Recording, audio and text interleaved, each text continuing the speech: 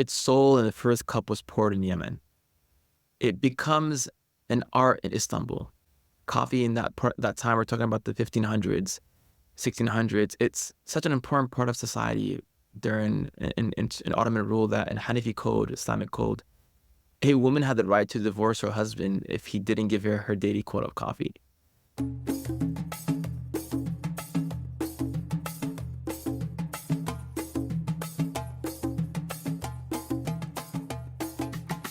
Welcome to an episode of Matbakh. My name is Mikey Mhenna.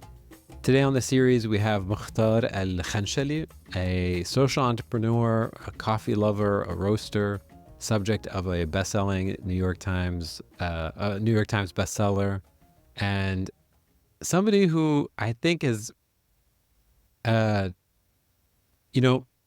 seemed to made an impression on people everywhere you've gone. Mokhtar, welcome to Matbakh. Thanks for having me, and thanks for that too generous of an intro, but I hope to live up to some of it. Okay, I'm going to start with a really basic question. True or false? Is coffee from Yemen? True and false. Okay. Let's start there because I want to get into your story and get into coffee and the history of coffee. But I feel like this is a really good place to start because people probably meet you and they're like, coffee, Yemen, cool guy, history. Walk me through this story. It's always great to begin at the beginning. And for me, that's actually how I got into coffee. I love history, and I think it's so much of who we are comes from where we came from, and so that question in particular is always a complicated one because, as an Arab, as a Yemeni, we're very excited about our history and what we brought to the world, and I like to look at things objectively, and follow the truth wherever that leads me. And so, visiting Ethiopia, shout out to our Ethiopian brothers and sisters. Yeah. It undeniable to not witness the beauty of coffee in the culture. For those who don't know, Ethiopia, from all the coffee producing countries, they consume the most coffee domestically. Oh, wow, So really? like 50% of their production, which is insane because they're one of the largest producers, I think fourth in the world. And if you ever go to Ethiopia, it's like a very beautiful part of people's daily lives and rituals. The coffee ceremony. You might have seen it at your farmer's market, or if you've gone to an Ethiopian restaurant. It's this really deep spiritual thing where somebody roasts the coffee beans, and then people go around smelling it, and they grind it, and then they brew it in this thing called this wonderful called jabana, and after that they drink in these little cups, and each sit-in you have between 3 to 9 of these little cups. And they do that 3 times a day. And so I went to Ethiopia and seeing that, and also just seeing like the genetic diversity of coffee. There's, so like most farms have like 30 varieties of coffee. In most coffee farms in the world, in Guatemala or Colombia, you might have 5 to 6 varieties, and that's a lot. And so last year we held, I have a nonprofit called the Mocha Institute, and really proud of our last year as we did this Yemen's first academic symposium on coffee. Nice. And yeah, we had 18 different white papers submitted. Mo, this is a long answer, so please at some point Go if you for want it. me Go. to. I'm here for the long answer. If anything, this is what I want to talk about most. I think that when we look at the history of coffee, it's something about some guy with some goats that ate these funky beans, and then something about Yemen, and then it goes straight to like Vienna and Italy and like coffee culture. And so I want to really shed light on this beautiful history, this deep spiritual Arab African history of coffee here, and also the idea of kind of the nation states that we have now didn't exist then.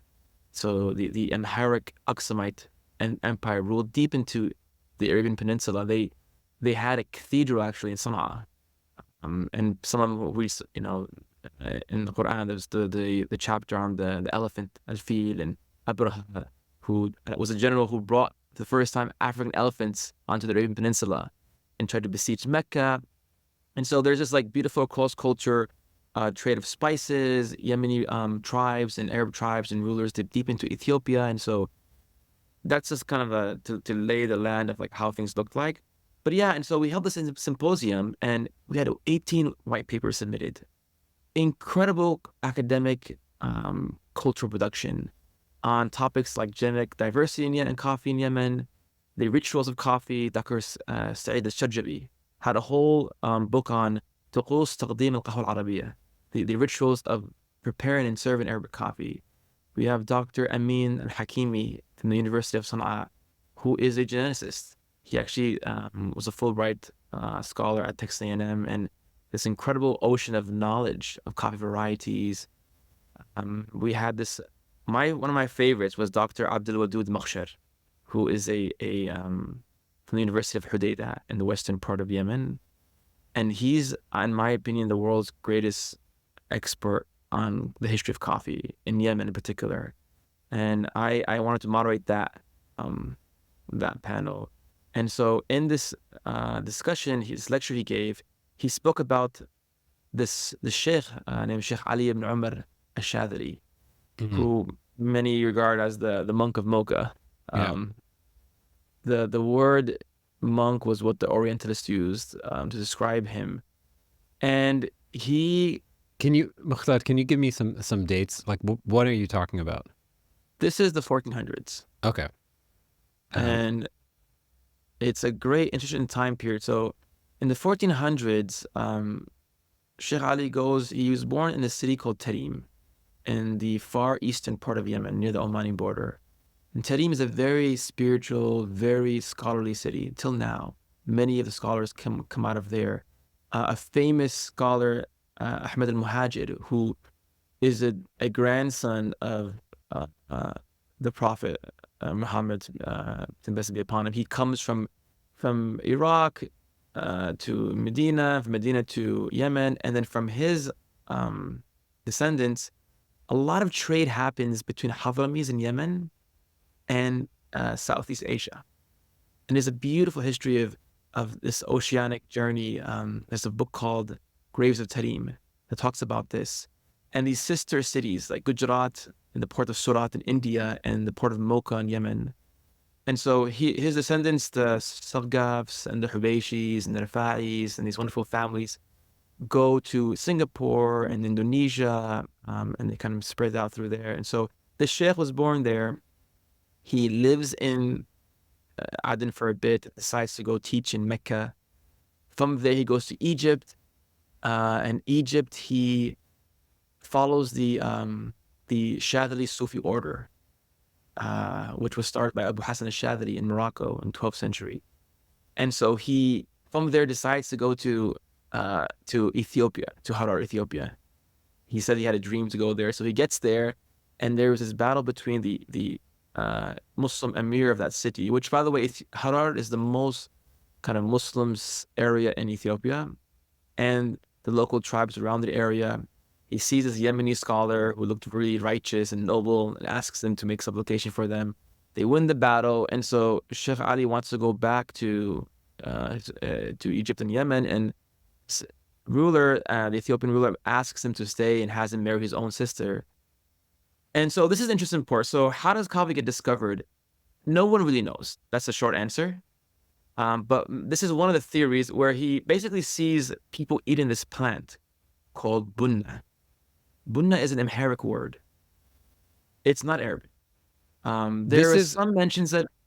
I've always heard the story of like Kaldi, the shepherd, the goat farmer, or the goat herder rather, or the shepherd who sees his goats eating red berries in a bush, and then the goats start jumping around wildly.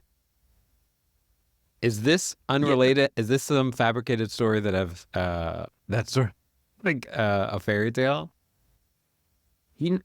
So in short, yes, the man did not exist. There's no historical records of a man named Kaldi, and for different people, it means different things. And so I've spent a lot of time with goats. Goats don't eat coffee cherries. I was talking to George Howell. He's like one of the coffee pioneers, especially coffee in Boston, and he's just like wealth of knowledge, and he's like our coffee like sheikh in the coffee world. And so he by the way invents the frappuccino and a bunch of other interesting things. He told me that the idea of Caldi is just the story is much more elegant than that. Than some than people who just found these animals chewing, which sometimes happens in the world. And so yeah, and some say it's from Yemen, and there's an area in Ethiopia called Kaffa, which is in the south of Ethiopia, where the word coffee comes from. It's not true. Like, and so coffee only begins to be grown commercially in Ethiopia in like the 1800s. And so Okay, what happens is, let's go back to your story though. I want to go back to the bunna point. Just because I cut you off, I didn't mean to cut you off, but I just wanted to like I don't know, correct that it's thing. like, wait, there's like a mention of it in Ibn Sina's Qalanat fi Tib, is kind of medicine, the word buncham, which is not bunna either. And so he sees them eating this plant, and as Dr. Abdul Mokhtar was narrating the story, he goes, "Sa'alahum ماذا تأكلون? What are you eating?" And they told him what that they eat this plant because يعطينا حيوية ونشاط وتفاؤل. It gives us energy and hope and makes us excited. And he says, لماذا تأكلونه ني? Why are you eating this raw this way? Yeah. And so he in Arabs we have this, I believe the term is called droops. We like to roast things in front of the fire. And if you ever see like the image of the Arab Bedouin tent, it's always that fire burning in the Arabic della coffee pot there, or the things they roasting on it. So he figures out a way to roast these beans somehow, and he grinds them, and he brews it into similar to an ibrik or Turkish pot. And he falls in love with it. He thinks this is an incredible way to get closer to God, because coffee's first culture was a spiritual culture, and that's how it started. And so he goes back to Yemen, and he brings two amazing things with Yemen. He brings his wife, of course, and he brings coffee into Yemen. And even now today, if you go to Harar, you'll if you do go, check out the hyena man. And if you don't know what that is, Google that. But if you get there, it's such a cool place. And you'll see, I met a lot of Yemeni tribes from these areas. So he goes to Yemen, it gets planted in a province called Ib, spelled IBB. And Ib, it's to me one of the most beautiful places in the world. If you don't believe me, Google it. It looks like the Shire from from The Hobbit. It's just green and lush, and it's beautiful and bountiful. And so he gets there and he plants it in a region, a district of Ib now called Al Udain, which in Arabic, Udain, Ud means twig, so it means two twigs. And they say that two twigs or branches of coffee grew there. And in Yemen, our oldest variety, by the way, when I say the word variety in Arabic, or in coffee, it's similar to in coffee, you have these cultivars or varieties rather, like Granny Smith or Pink Lady or Fuji apples. Like, you have different types of cultivars for apples. Mm-hmm. In coffee, we have cultivar varieties like Bourbon, Katwai, Urdaini, Gesha. Anyway, so he grows it there, and it spreads throughout Yemen. Coffee becomes a super spiritual drink. Basically, people would come together after long days of working, and they would come in these halaqat al-dhikr, these like circles of to remember God and sing these songs and cantations. And to give you an idea, one of the oldest, if not the oldest book, is a book written by him called Inas al-Safwa bi Anfas al-Qahwa. This translates to the people of Safa, which is a kind of self-purification in the breaths of coffee. And he says, and this gives you like an idea of what coffee was to people then, and how when I got into coffee, this is what really drew me in. He says, قهوة البني هي أهل الغرام ساعدتني على طرد المنام وأعانتني بعون الله على طاعة الله والناس نيامي لا تلوموني على شربي لها إنها شراب عادات كرامي. So that could be translated as, "O coffee, O story of love, you helped me repel away my sleep. You helped me stay awake and worship my Lord while people fell asleep. Don't blame me for my intense love for coffee, for it is the drink of the righteous people." I want to talk a little bit about the drink that these people were actually drinking. right? So if you go back to 1500s, they're in this ritual. From what I've heard, the roasting of it and grinding and that the way we think of coffee today, it's not like they just like immediately found that process, right? It was closer to a tea, essentially. So coffee is a cherry. It's for those. It's a tropical fruit, Yeah. and it's grown in the tropics of Cancer, Capricorn, and it's like this kind of shrub or tree that grows, and it's picked these cherries, and you have like 5 layers: the skin on it, the husk we call it, or cascara in Spanish, gishir in Arabic, the sticky mucilage, this parchment, the silver skin, and then finally these 2 seeds, which are the beans. And so the oldest book actually in existence right now on coffee is a manuscript by Sheikh Abdul Qadir Al-Jaziri Al-Hanbali, which I do want to spend time in a bit to talk about this crazy drama that happened in the Arab world, whether coffee was legal or not in this time. But to answer your question first, he has a book that becomes, in my belief, what defends coffee and helps it become where it is today. And so he writes this book called Umdat al-Safwa fi Hal al-Qahwa, the pillars of Safwa purification in the defense of coffee. And so at the end of this book, he has these beautiful chapters on this chapter on what has just wonderful poetry. And he said, يا قهوة تذهب هم الفتى أنت لطلب العلم نعم المرادي شراب أهل الله فيه الشفاء لطلب الحكمة بين العباد نطبخها قشرا فتأتي لنا بنكهة المسك لون المدادي. So he basically, it's this beautiful poem which there's a wonderful translation in a book called All About Coffee, 1920s. And the last part of it says نطبخها قشرا فتأتي لنا بنكهة المسك ولون المدادي.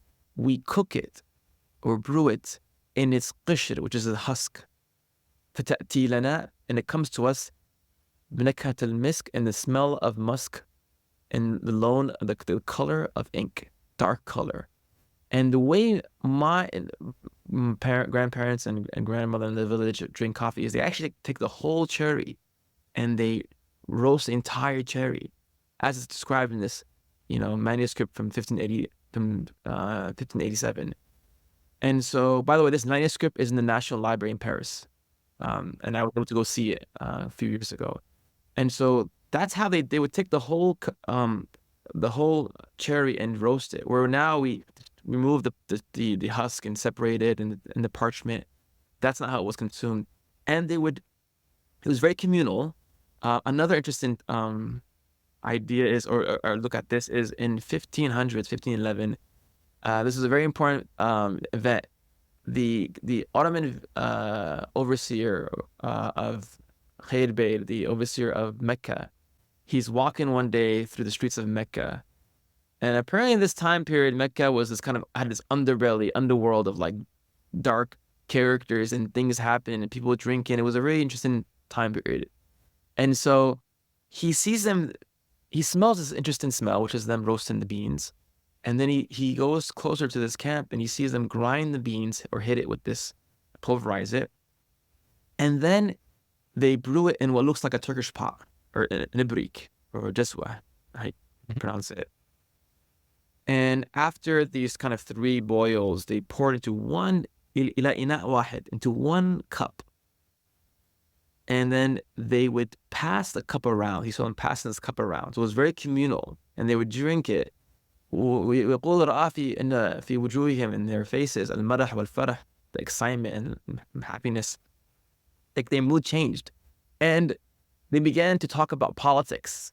And he wasn't a great ruler. And so there were some lines of poetry against him. And immediately, coincidentally, he had 2 Persian physicians in his palace give a ruling, a decree that it is an alcoholic drink, an intoxicant. And so they banned it. So that's kind of like their early consumption. It was this kind of communal thing that we drank together, whether it's in spiritual circles or with their friends, and talked about social issues and politics. And it was meant to be shared and drunk with people around you. Amazing. But essentially, like if I had a sip of coffee back then, I could teleport. Would it taste similar? I think it tastes much better than right now. And yeah. Did they start Uh, roasting it back then? Like it at was it roasted and ground and mixed with boiling water? Um, was it similar to a sort of a brewed the way like tea is brewed? Did they drink it with the grounds? Like, I mean, is it totally different? this is a topic that I spent a lot of time trying to understand and Yeah, study, and we oftentimes I kind of this kind of proximity bias where we kind of know what's around us and yeah, think that we're the first in things, and so like it'd be shocking to tell you that like lattes were invented into the 15th century, where there was interesting. a scholar, um, he basically in Yemen he had an issue with, because again it was a scholarly drink where students would drink it, particular students of knowledge. In Egypt there was I was talking to James Freeman, the founder of Blue Bottle, and he told me that in Egypt in the 1500s there were over 3,000 cafes that serve single origin Yemeni coffee. What wave was that? And so they would there's a Yemeni scholar buried in Singapore, who would drink, they say, 80 cups from sunrise to sunset of coffee.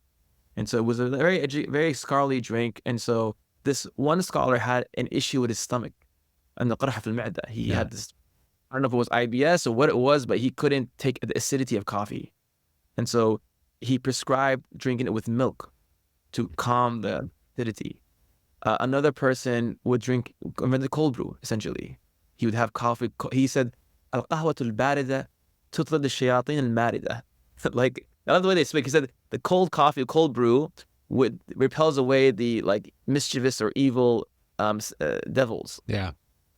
So like there's different ways of how they did it. But even the way they made, for example, last year I was this year, a judge for the World Arabic Coffee Competition in Abu Dhabi. It was an amazing competition, and I got to meet a lot of interesting people. And one of the things I learned was that even the instruments that were used were regarding the high society. So in the Arabian Peninsula, when coffee spreads from Yemen, as it leaves Yemen, coffee is when you roast it, the more you roast it, the lighter it becomes, because you roast a lot of the fats and acids out. If you ever go in Starbucks and see those kind of shiny beans, they're very light. And coffee beans that are unroasted are heavier. So when you go in Yemen, the traditional Arabic coffee is light roast in the southern areas, like in Yemen, Jazan, Jeddah. The more higher up you go, the darker coffee becomes. So by the time you get to like, Iraq, for example, or Jordan, or even Turkey, it's super dark Yeah. because it becomes lighter for the camels to take. And Mm. so, and even there on the dellas, for example, or the things they would use to grind the beans, they would take them and ship them to India. There's an amazing cross-cultural journey from a lot of the Arab Emirates, countries, or Emirates like Sharjah, for example, even Kuwait, the country of Kuwait, where they were pearl divers. They would go and get these pearls, and then they would go to India, and they would sell the pearls for textile, and they would come back to Zanzibar, get some spices, and go to Yemen. And this was a wonderful journey that happened. And one of my friends from Kuwait, Shadi Al-Mutawwa, he says that I think that the discovery of oil kind of held us back, because we were very world traveled, and we did a lot of trade. And so they would take their coffee dallas or their grinders to India and have them um, engraved there and decorated there, and bring them back to their homes in these countries. So it's just, there's so many, even the rituals. For example, in Arabic culture, the first room, even in architectural designs for even the Bedouin tents, or even the homes that are made of stone, is the coffee room. There was always a room there that when the guests first came, there was always coffee there served to them. And there was even a way they served it. There was kind of three, sometimes four cups, they called it. First pour, أول سكبة, سكبة الهيف. So the hayf is basically where the guest, the host, is drinking it to make sure it's correct. The grind is correct, the ratio of water is correct. Al-hayf. The second drink is سكبة قهوة الضيف, for the guest. Yeah. The ضيف would drink it. Also, the hayf, I think, also was so that the guests can see that there's no poison in it. They drank it.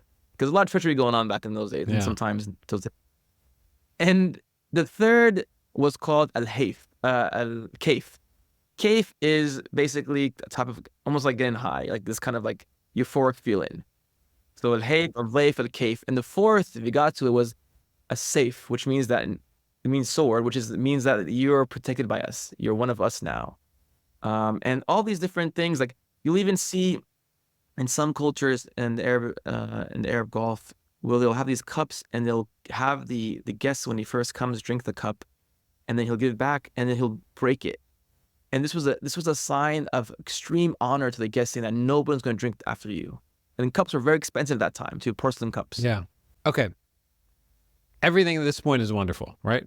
There's a lot of just like beauty and wonder and wonder and beauty, right? When does it come to the part where it becomes slightly controversial?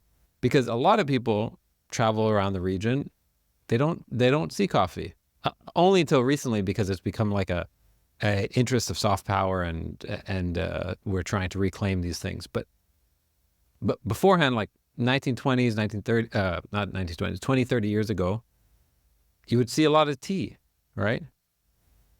When did there become a pivot away from coffee, and why? I think the first part of this is that there's the first coffee fitna, or like issue that happened. This was in the 1500s, where basically coffee comes from Yemen, spreads from Ethiopia to Yemen to the Hijaz, and then to the Arabian, around the Arab world and Syria and so forth. And again, the Turks were very important in this. Even now, the word coffee, the way it entered the English lexicon is, Turkish people have a hard time pronouncing the Arabic letter waw. So qahwa becomes kahfa. Yeah. And then the Dutch take that and it becomes coffee later on. And so on this time period when coffee first spread, and I do want to talk about it a bit, it's a lot of scholars, they don't know what it is. They think it's just like, intoxicant. I was in the University of Al-Azhar last year, and I went to Dar al-Ifta, which is kind of like, it's almost like Hogwarts. Horrible analogy, but it's this like center where they receive thousands of the scholar rulings, fatwas a day, questions, and their job is to answer legal rulings. And it's one of the oldest universities in the world. And I was there with Nab Rais al-Fatwa al-Maktuba, he was like the vice head of fatwas.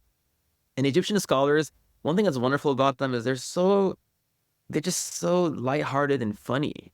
Even like how, I feel like the more knowledge they have, the more kind of almost like jokesters they are.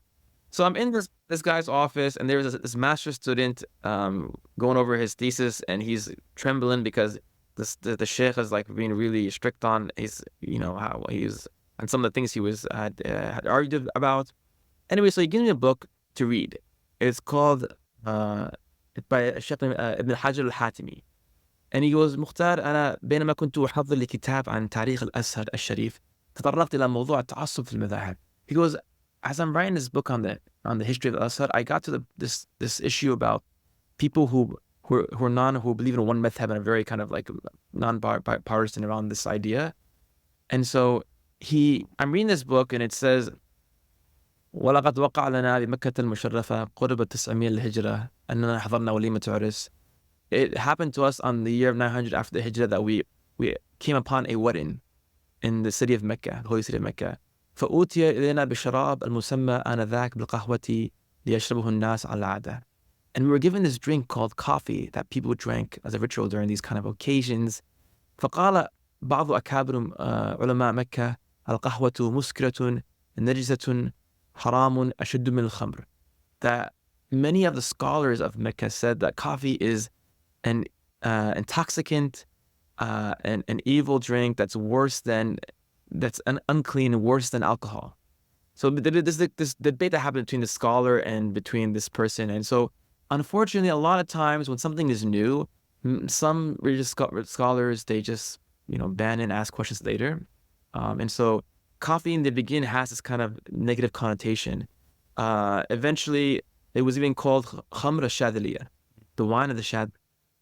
And so eventually this man, Abdul Qadir al-Jaziri, writes his book in defense of coffee and tells us why it's not intoxicant, it's actually good for you. And so this was kind of coffee's first uh, issue in the Arab and Muslim world. I'd always heard the story though that that there were, as you said, there were these like legal debates within Islam about whether coffee was haram or not, right? And it's the name is the sort of the wine of the bean, right? And is, in the end of the day, caffeine is a drug, and it alters your state, and so maybe this is something that is haram. But then there was I remember reading that there were times that there were disputes among legal scholars, and then at some point it went from the Arabian Peninsula throughout the Ottoman Empire and went into Europe, and sort of like left the confines of that region. At what point did that debate get settled? At what point did they say, okay, you know what? There's no debate. It's totally halal. Great question. So coffee, it spreads like wildfire. I always, let's quote my friend Abdurrahman Malik said, and basically coffee, its birthplace is in Ethiopia. Its soul in the first cup was poured in Yemen. It becomes an art in Istanbul. Coffee in that time, we're talking about the 1500s, 1600s. It's such an important part of society during in Ottoman rule that in Hanafi code, Islamic code, a woman had the right to divorce her husband if he didn't give her daily quota of coffee. It becomes a huge thing. And so in 1587, when Sheikh Abdul Qadir al-Jaziri writes this book, and it's 7 chapters, the one I mentioned in the National Library in Paris, he talks about what is jurisprudence and how we derive it, and then what is coffee and what are the benefits of it and all these things. And at the end, he ends with poems, and I think it's a tribute to what poetry is to Arab society. It's how you win over hearts and minds. And so, in how he talked about it. And so I think that was a really important moment for coffee. And since then, there was never an issue. I mean, it becomes such a big part of society. It becomes, in Turkey, the first coffee house was opened by these 2 Syrian immigrants. Kivhana was called, in 1475. Then, so at least in the Arab world, in the Muslim world, that's how coffee gets basically through these kind of scholarly debates, and then eventually people realize, this is not. It's like when some people said in the 90s, like the internet is haram or what. Unfortunately, like a lot of like these kind of religious institutions, Muslim, non-Muslim alike, when something is new, they're afraid of it. Yeah. And so their immediate reaction is to just try to it happens a lot in history, not just in our tradition. For sure. How does it make its way into Europe? And so, in many ways, like a lot of people, would think, oh, coffee's from Italy, espresso coffee is from Italy. This is where it's from. Coffee is a very, very American drink, right? This is it's from Seattle. That's where it's from, right? How does it actually spread? Or it's from Holland. Walk me through that story. A lot of people, when you ask them where coffee is from, even in the Arab world, they'll tell you like, oh, it's from, Italy, or it's from, this place. And coffee actually can grow in Europe or in North America, besides a very few amount of places in California, but it can't grow. I always say why people can't grow coffee. It only grows in these places around between the tropics of Cancer and Capricorn. And so how does coffee leave? There's a book called The Merchant Houses of Mocha by Dr. Nancy Elm, great mentor and amazing person. And she's just like an incredible scholar on this topic. And this book is wonderful because it brings to life the port of Mocha. And for those who don't know, there's actually a city in Yemen called Mocha, Al-Makha in Arabic. And it's where coffee was first commercialized. And so in this time period, there was a very sophisticated and very complex trade system. So coffee spreads from Al-Udayn, my family's home province in Ib, to areas across Yemen, Haraz, Taiz, Yafa, all these wonderful Rayma, Ib. And from there, the Yemeni rulers, the Imam at that time, the Yemeni king or that we had, who ruled. We had a session of imams who ruled from, I think it was the 8th century, yes, to 1962. And so they had a high regard for coffee. And so what they did was they banned any foreigners from actually being able to go deep inland into Yemen. So the only trade they could do was in these coastal cities. And so Sheikh Ali Mashadali, he goes back to Yemen, built his mosque and his center in Al-Makha. His mosque is still there. Unfortunately, in 2018, it was bombed. This incredible space and place. But recently, a lot of local people got together and are starting to rebuild it. And so this area on the western part of Yemen, the Red Sea, cities like Zabid, which is a UNESCO World Heritage Site, some incredible scholars came out of there. One of the earliest works on algebra, for example, was from there. Wonderful historians and astronomers, and so basically, coffee it's illegal at this time period to sell foreigners seedlings. They only sold beans that were baked or boiled, so that the embryo was dead and it could not be grown again. And if you did sell it to a foreigner, the punishment was execution. It's like it was an incredible strict monopoly on this product, similar to silkworms in China or tobacco by the Spaniards.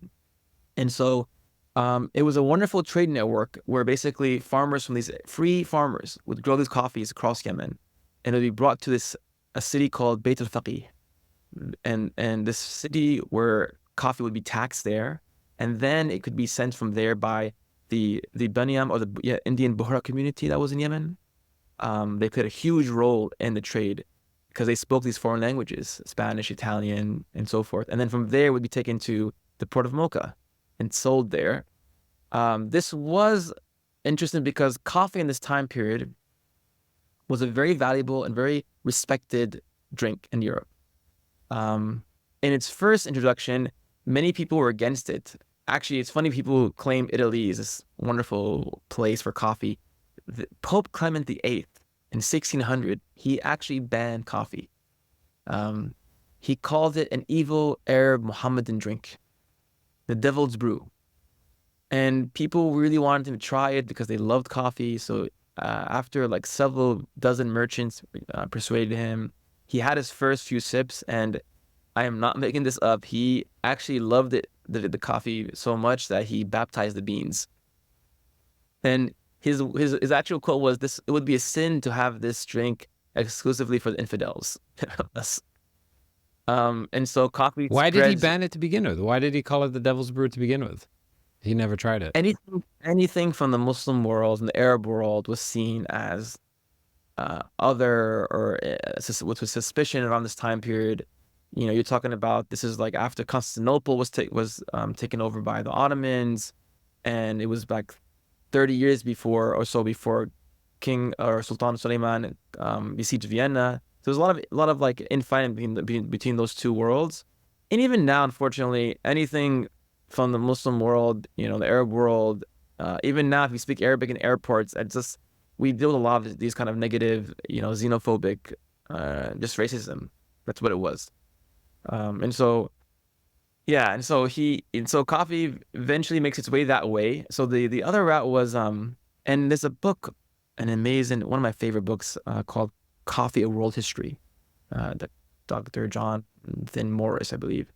And it's a great economic history of coffee. And it's always interesting when you follow the money and see what happens and why things happen. And so in the 1730s, just to let you know, currently right now, the world price of coffee, the commercial price, is about $1.20 a pound, $1.20. In 1730, in the Amsterdam Exchange, it was $14 a pound. Whoa. Which means a cup of coffee was well over $20. And if you look at images of cafes, right. Well, people now spend more than that for a glass of wine sometimes. They don't bat an eye. And it's actually so much more labor intensive to produce coffee. But capitalism has taught us that coffee is a commodity and a cheap drink. And it's not, which we'll get to in a second here. Because it's an incredible journey that goes from so many hands to get to our cups. And it's no it's impossible for it to be $3-4 a cup and be normal for the farmers to be able to live a dignified life, or the roasters, or the pickers, or the and so basically, and if you look at cafes in this time period, the late 1600s, like 1820s probably, in Vienna and London, they're very opulent, very inspiring places where people actually went and they changed the world. The American Revolution, the French Revolution, the Russian Revolution happened in coffee houses. There were certain salons, they called them, in Paris, that were for writers and philosophers. There was Lloyd's Bank in London. For every 140 people in the 1840s, there was one cafe in London, for example. It became such an important part of culture. People went on and put on their best wigs and showed up in these places. And that coffee people were paid fairly for that coffee in Yemen. These farmers were free farmers. Baristas were a high society. One of the highest titles in Ottoman court was the head barista, who got to speak directly to the Sultan. And so, how does coffee get? What is the title for a barista at that time? I'm not going to try to butcher it, but it's something you can Google it. Yeah. And so basically, coffee has this wonderful place in society, and then how does it become what it becomes now? The Dutch were the first, I guess, of the evil colonial empires. People don't realize how evil the Dutch Empire was. It's a little country. It ruled so much in such a brutal way. Yeah. It's like the Dutch had a company called the VOC. Oh yeah, the King Leopold the second, what he did in Congo. Yeah. I think it was like 8 million people killed. And so in the Dutch, they had a company called the VOC company, which I heard accounts where if you extrapolate what it was worth then, now it's like, I think like $7 trillion. You have these private, public companies like the Dutch East India Company, the British East India Company, that were supported by the empires with 250,000 soldiers. And so they show up and set up shop in Yemen in around 1600s, 1616, and then the French and then the British after them. But what they did was they were able, there was two accounts. One of an Indian Sufi who loved coffee so much, his name was his brother Baba Budan, that he was willing to risk his life, and he stole some seeds and he hid it. Some saying in his underwear, some saying he was kind of fat in his stomach. But there's actually a shrine in the southern part of India for him still, and where they first grew coffee plants there. But the Dutch, and by the way, this company, the VOC company, most or a lot of the West Atlantic slave trade that happened was through this company. To give you an idea who they were, rather. And so they were able to steal, they say, 7 seeds out of Yemen in the 1600s, and they took it to one of their colonies on the island of, in Java, Indonesia. And that's where the name Java comes from. Java and Mocha, these places that first brought coffee to the world. So that coffee, it was kind of semi-slavery. So the local chiefs there would get gifts and guns and weapons and things from the Dutch and have the local people grow the coffee, for free. But they were also free people. They could do their own thing. That coffee went from $14 a pound in the Yemeni coffee to around $9 a pound, about 30% cheaper. And then eventually the Dutch and the French have this peace treaty, and the Dutch gift a coffee plant to France, and it's recorded that King Leo XIV, he loved coffee. And so in the year 1721, a very interesting, amazing thing happened for coffee, where a man named Gabriel de Clou, he was able to get cut-ins from that plant in France, and he crossed the Atlantic Ocean to the quote-unquote New World. First, they were robbed by, I think, Algerian pirates. Shout out to any Algerians out there. And they began to ration out.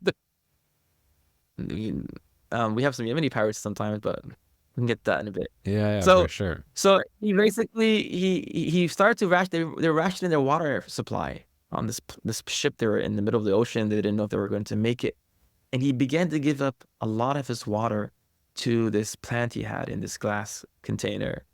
They thought he was crazy for doing this, and eventually they make it to the Caribbean, to the island of Martinique. From there, the coffee was planted in Haiti. At one point, Haiti produced half the world's coffee. And when the Haitian people fought for their self-determination against the French, the retreating French army burned most of their crops. Eventually, they took crops from that and planted it in Central and South America. Brazil produces a third of the world's coffee. Basically, this is a crazy thing. 90% of the world's coffee production, 90. All of Guatemala, Nicaragua, Mexico, Panama, Brazil, Colombia comes from that one plant that Gabriel de Clou brought in 1721 from France, which they call the noble tree, from 7 seeds from Indonesia, from Yemen. And that's one of the things that makes Yemeni coffee so special. We have such an abundance amount of varieties and cultivars. Most of the coffee world, there are like 30 major varieties of coffee. We have unknown amounts in Yemen. Wow. And in biology, this is called genetic bottleneck. And it's a big issue right now because of climate change. Because there's monoculture, which means that there's not that much diversity in varieties. When a disease, because of climate change, affects a population, it destroys the whole plantation. And this happened, and it's actually the biggest threat in coffee right now is climate change.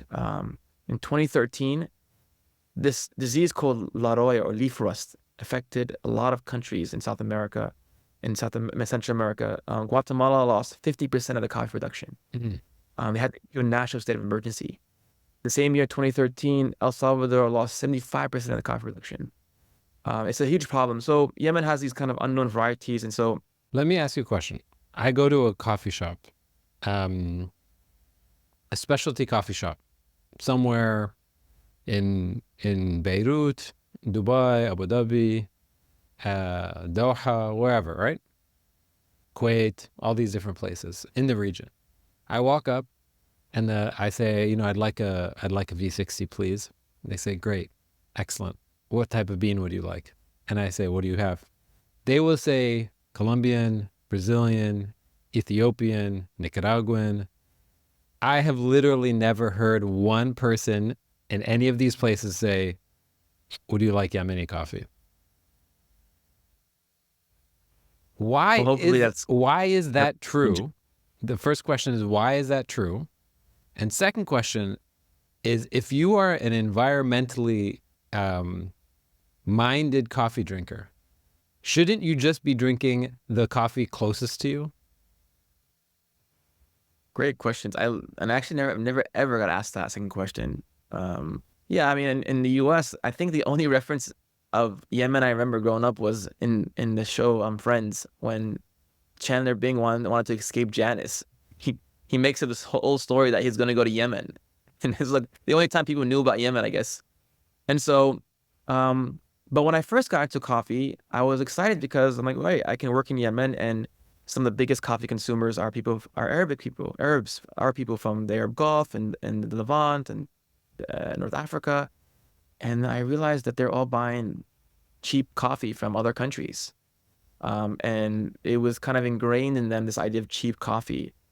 Similar to, if I go back to my story, where coffee became cheaper to produce, because once it left Yemen, then Indonesia, when it got to the Western Hemisphere, and Puerto Rico and Suriname, Haiti, it was just slavery.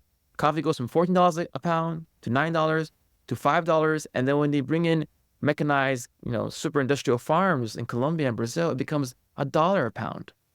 And people are forced to drink coffee like that. And when they figure out how to make coffee cheaper to produce to slavery, they invent cheaper ways to consume it. And in that same time period, they invented instant coffee. And so every year, coffee quality became worse and worse and crappier. And so the reason why is because people are, and this is a criticism for ourselves, a hopefully constructive criticism, are looking at their bottom line and don't care about the environment or people's rights as farmers or laborers.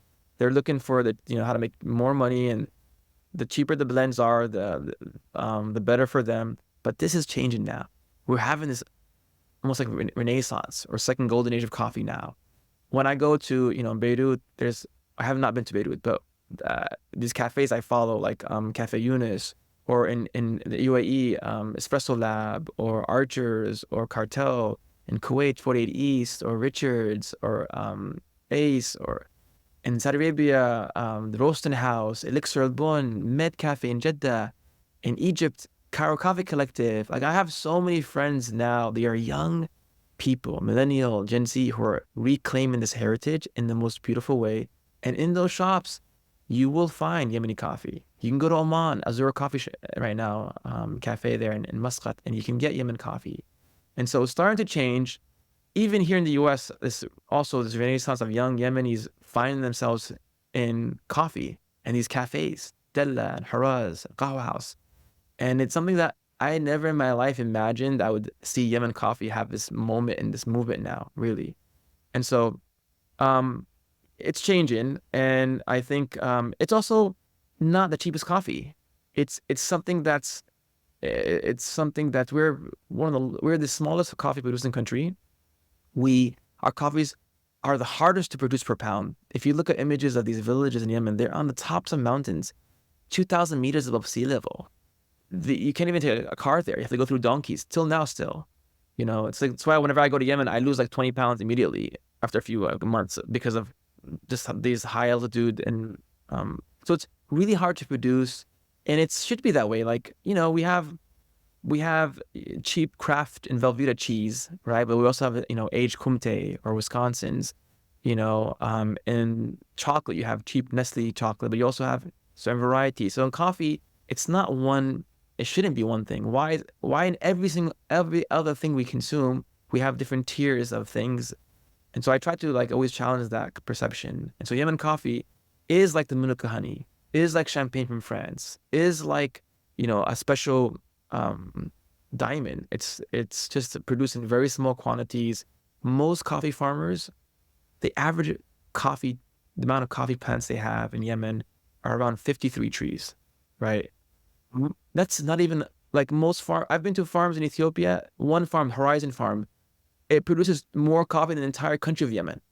So we just don't have the infrastructure or these have mega farms. There's small lot farmers in these high elevation areas, and the coffee tastes better. I was talking to my Palestinian friends about Maramia, and they would tell me that the best Maramia is al Jabali, like the mountain type, which is harder to produce. There's also like a lot of things in the terroir. When this coffee is grown that high, it matures slower. There's a lot of stress on the trees, and why our coffees taste so unique. It's happens a lot in wine. They stress grapes on purpose to produce sweeter wines. Yeah. We have this kind of drought. Our trees have a lot of stress and pressure on them, and they grow very slow.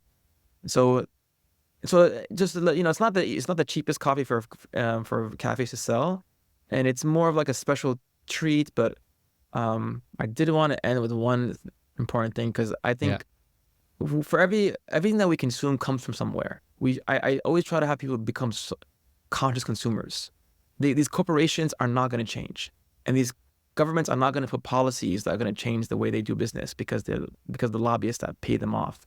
So it's up to us as people to dictate what we want and make the products we want, and to understand where our clothes come from, where technology, how the people are being treated are in these factories.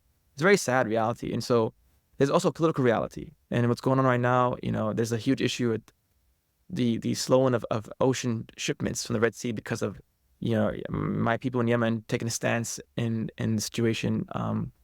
Whether you agree in different groups or not, we all are trying in any way to support people in Palestine. And one of the poems that actually first impacted me in coffee was by Mahmoud Darwish in his work Dhakr al-Nisyan, in Memories for Forgetfulness. And I wanted to end with this, if it's okay with you. Yeah. When I was asked to start to introduce the symposium in Yemen last year, it dawned on me like how similar it was, the reality of living under airstrikes and that type of war, and trying to find peace or a way to kind of calm yourself. And when I read this book by Mahmoud Darwish, he writes about a time where he's living under this civil war in Lebanon. He's under this bombardment of Israel, and trying to get through the fear of existence. And he looks at coffee as a way to attach himself with something, a daily ritual that can calm him. And in Arabic, it's really beautiful, the way he writes. But I because of time, I'll just recite in English for you guys to understand how he sees it. And he says, I'll read it here. He says, I want the smell of coffee.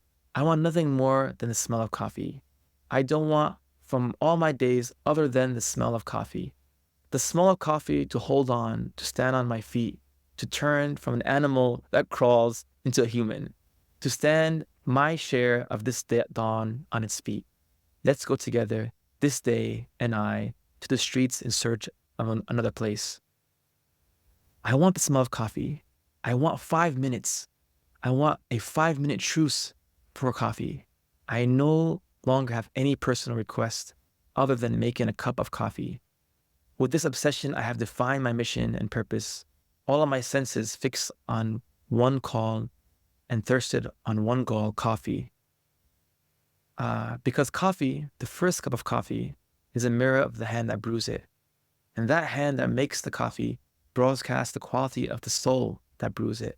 Thus, coffee is the public reading of the open book of the soul and the magician who reveals the secrets that that day holds. And I'll end with that. So thank you so much for having me, and hope this was beneficial for you, for people out there, and hope that you guys drink more Yemeni coffee. Yeah, man.